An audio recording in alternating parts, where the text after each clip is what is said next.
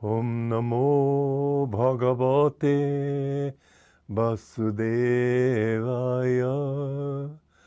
Om Namo Bhagavate Vasudevaya. Om, I bow to the Lord Vasudeva. Joy to you, friends. We're on the second chapter of the Bhagavad Gita. It's a very long chapter. But in the beginning of it, Arjuna is pitying himself for the problems that he is facing, the dilemma. And we must understand when he's speaking, he says, well, let me read it first. I see no way out of my dilemma. This affliction pounds my senses. It would persist. I am certain, even were I to attain untold riches and dominion. But he's not talking of worldly dominion in this case. He's talking of spiritual powers. You know, there's this, I don't know if I told you the story of Baba Gorokhanath, but it's a beautiful story.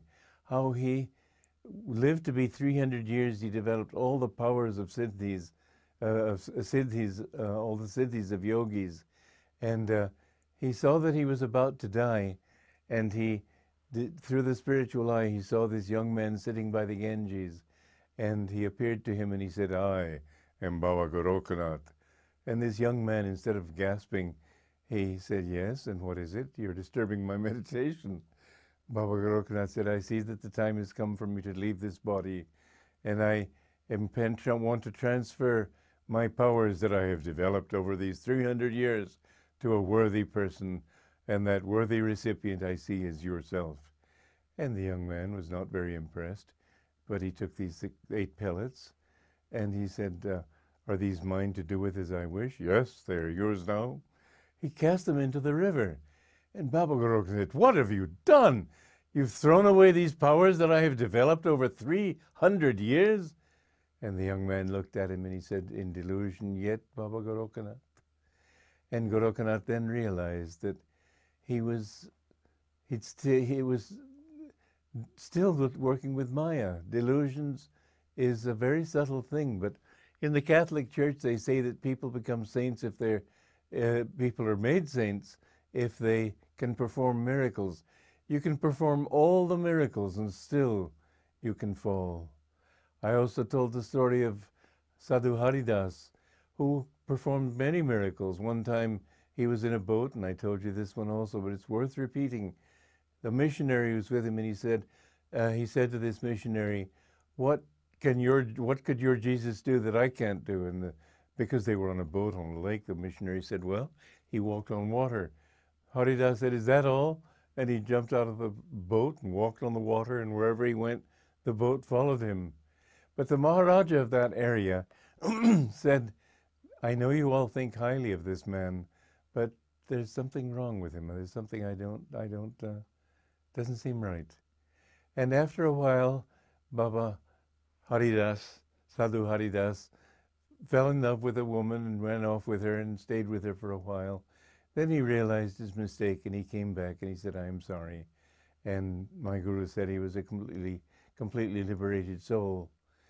One of the women disciples said to Master at that point, but sir, isn't the punishment much greater when you fall from such a high state?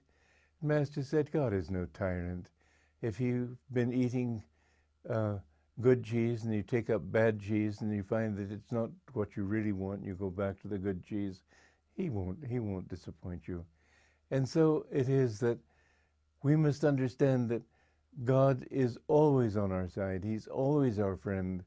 But we can fool ourselves very easily in this struggle between the good side and the bad is continual. But Arjuna is saying, I don't want even dominion. I don't want anything. Even if I were to placed in as a king of the gods, as Indra, and given a seat of great glory in heaven, I wouldn't want it, just because I can't stand the idea of killing this pride of mine, this lust of mine, this avarice of mine, this desire for money, this desire for praise and everybody looking up to me, and all the things that people fall into so readily. He says, I'd rather I'd rather sacrifice everything than give up these qualities that have been mine for so many incarnations. And then Sanjaya said to Dhritarashtra, having thus addressed Hrishikesha, Krishna, Kudakesha Parantapa Arjuna, declared further to Govinda, Krishna, I will not fight. Thereupon he fell silent. How many times this happens, that the devotee, right on the cusp of getting into it, says, no, I'm not going to do it.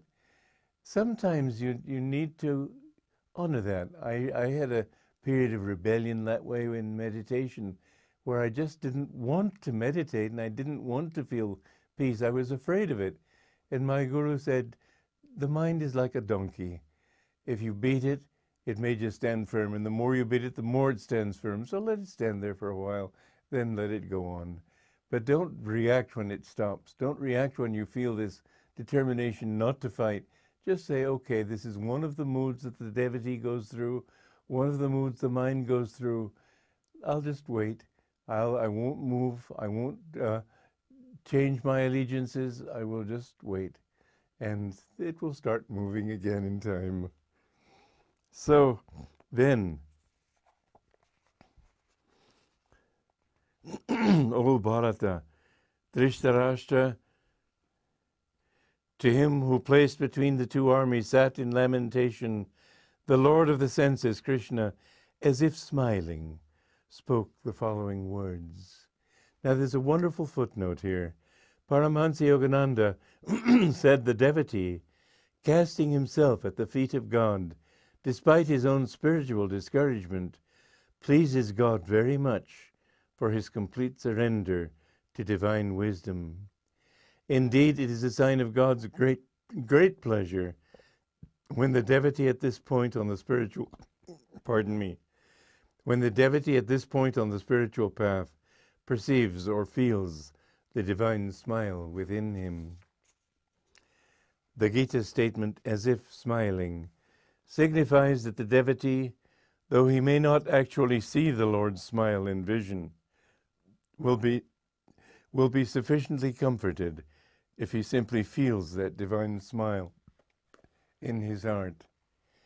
Now the point is that when the devotee can reach that level where he feels God's smile, when he feels that God is with him, it takes some advancement. You have to really have worked hard on the path to reach that point. This whole passage in the Gita is very condensed. It condenses many years of struggle, many lifetimes of struggle. But when you reach that point where you feel, or even better, see God's smile in vision or feel it in your heart, know that you are very close to that point where Yogananda said, efforts end in ease. So never think, this is one of the delusions that the mind places upon us. When we err, when we are weak, when we feel failing or faltering, always know that God is on your side. Always say, God, I know you are with me, even if I don't feel you. But when you reach the point where you feel his satisfaction, his smile in your heart, this is a wonderful state to be in. From then on, the path becomes much easier, and the struggle becomes much less intense. You know then that bliss is what you really want, and that everything else is to be eschewed like poison. Joy to you.